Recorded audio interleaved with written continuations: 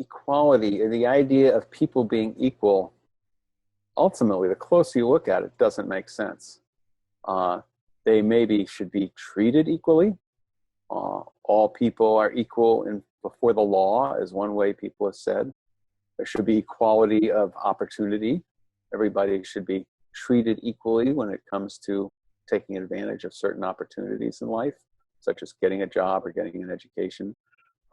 So those things you can equalize, but that doesn't mean people being equal. And lots of people do not make that distinction. They want everybody should be equal. And it's interesting, in order to create equality, you need to regulate differences.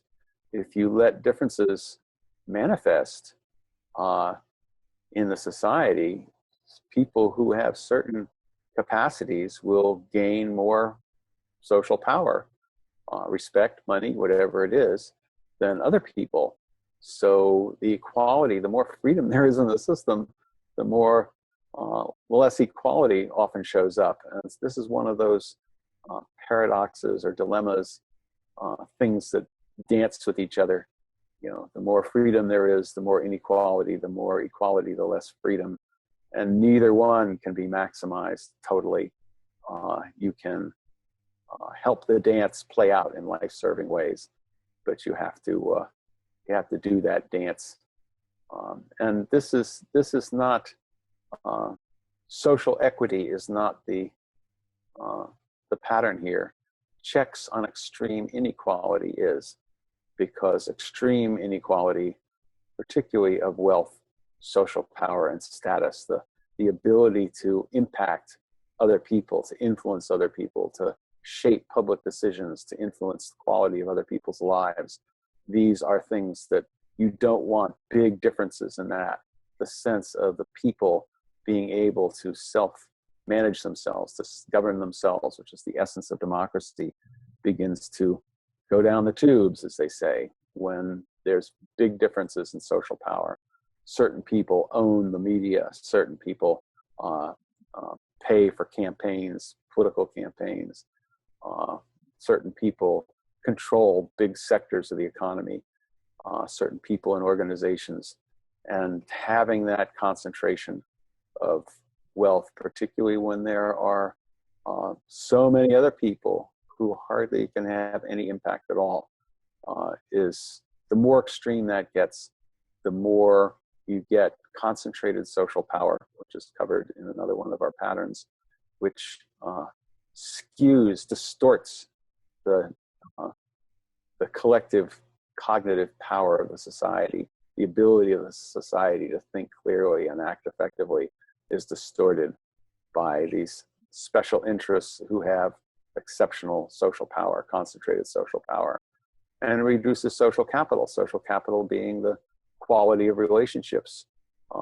People, the sense of resentment, objection, conflict between classes or between types of people, the different races, different classes, different genders, the local people versus immigrants, all that.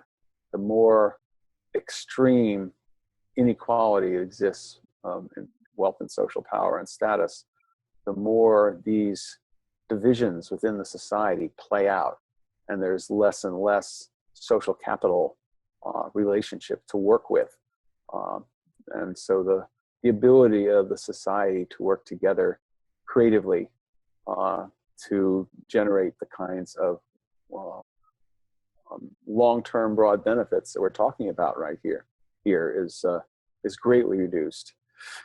And so this is from, totally separately from a fairness perspective and from the impact on people's individual lives perspective, we have the collective intelligence and collective wisdom capacities of the society are being undermined by extreme inequality.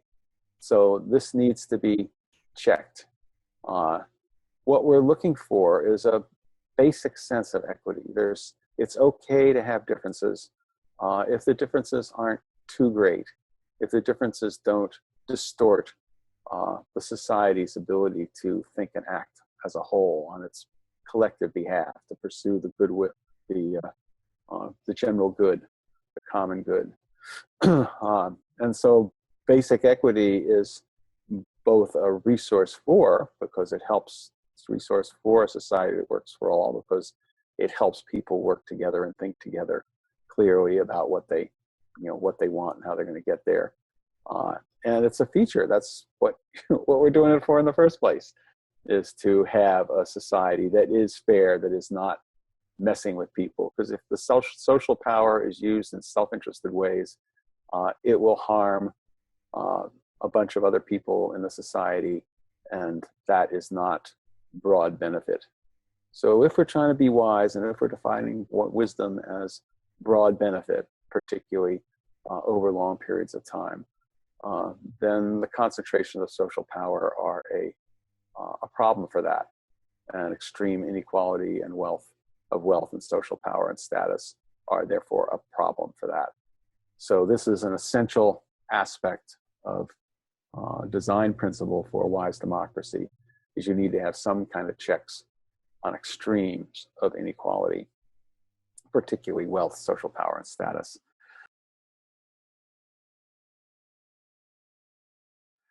So let's take a look at some of the things that can be used for that, or are being used, or proposed to be used.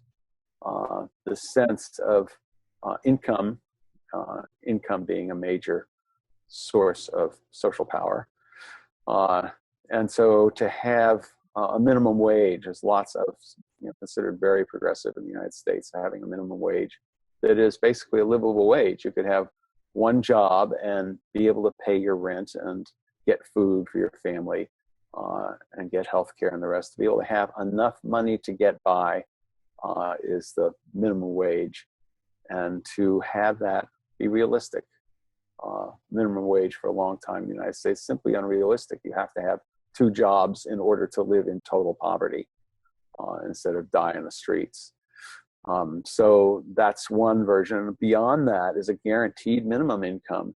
So like everybody, for example, regardless of their state, even the most rich people, get a minimum income of $10,000, for example. And the minimum income would be calculated so that somebody could live at a very, very basic level with just that income. Instantly, people are freed from all sorts of constraints in life to do more creative things, and including engaging more with their community and with creating a better future, rather than just grinding away at things that feed the status quo.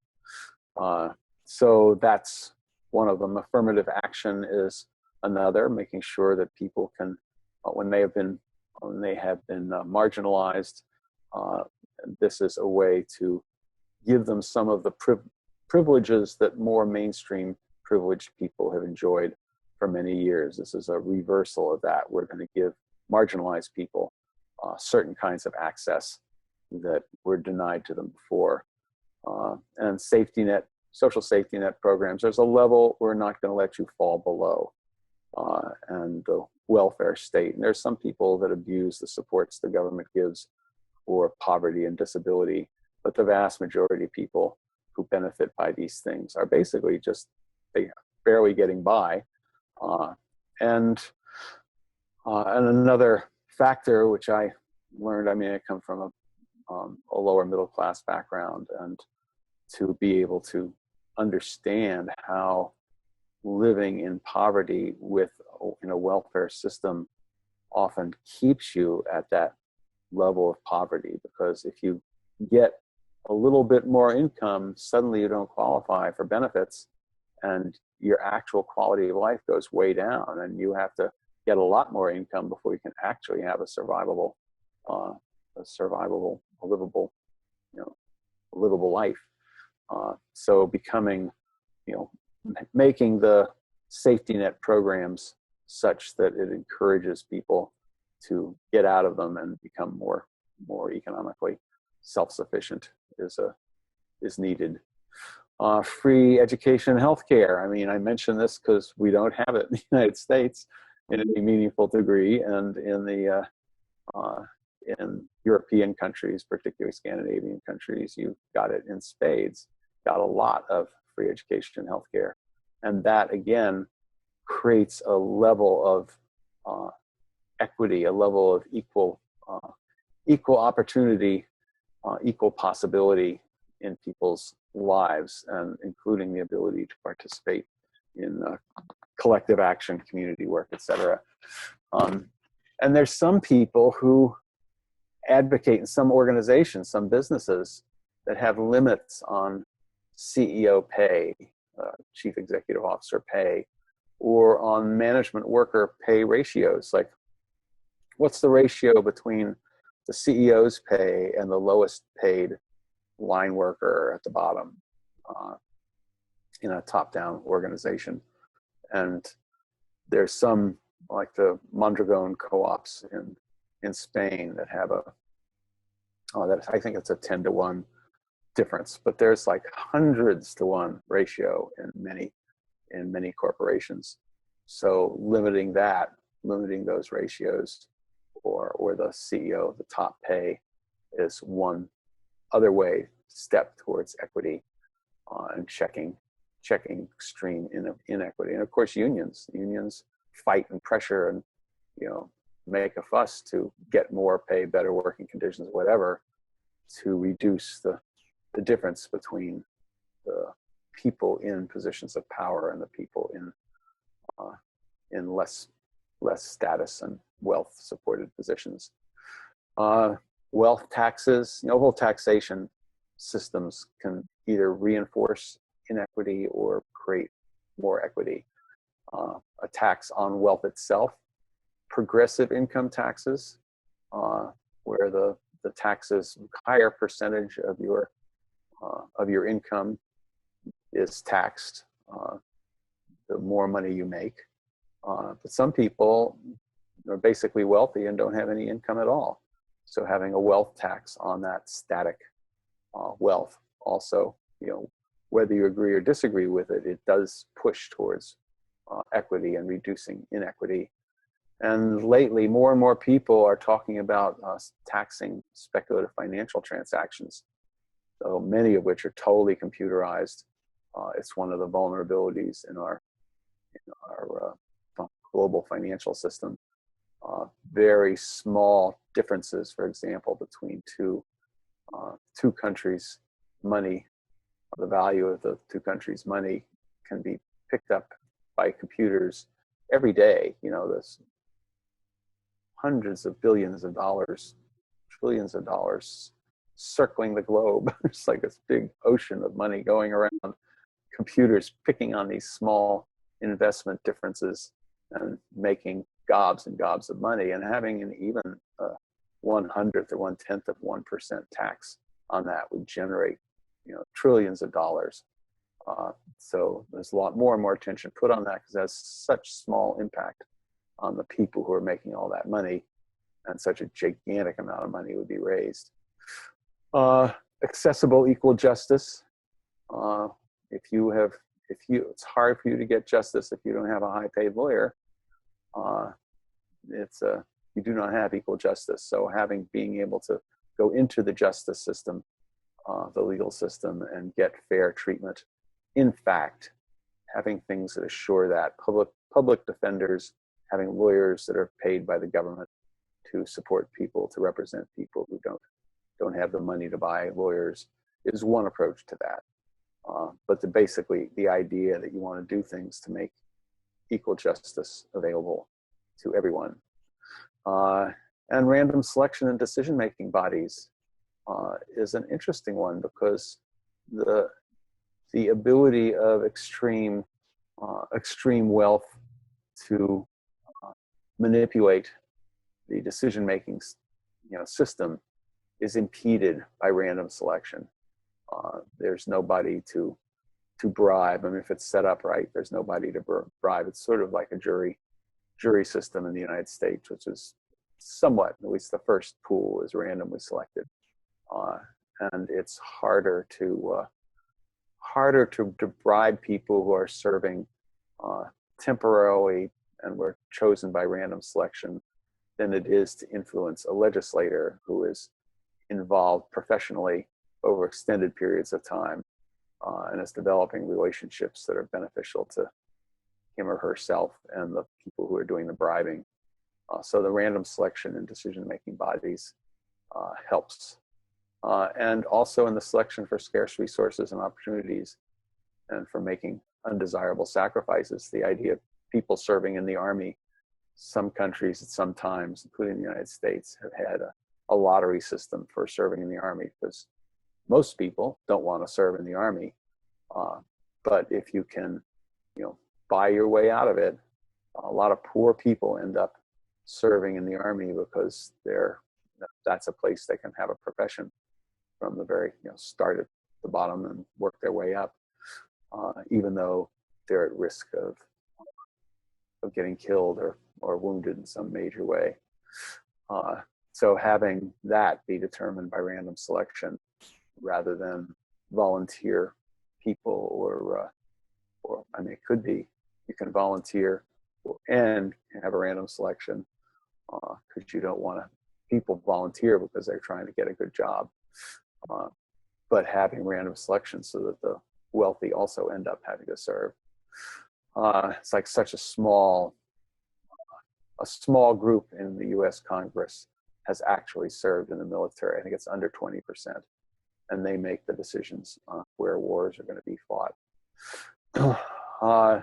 So also like getting into college, if you do not have enough colleges or you have very special resources in the healthcare system or whatever, one of the ways to handle it is random selection rather than by people being able to pay for expensive college or expensive medical care. And there has been a lot of research lately showing that major wealth inequality in societies has many negative social effects.